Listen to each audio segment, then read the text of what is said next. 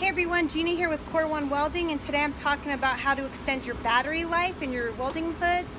I got a Core Blue here, and people always say, oh, my batteries are always dying, and there's a simple fix to that. Basically, all you have to do is let your helmet sit out in the sun for about 10 to 15 minutes prior to using it, and that way it won't draw from the battery to do the initial arc strike, which is what charges it afterwards. So that's the quickest way to extend your battery life.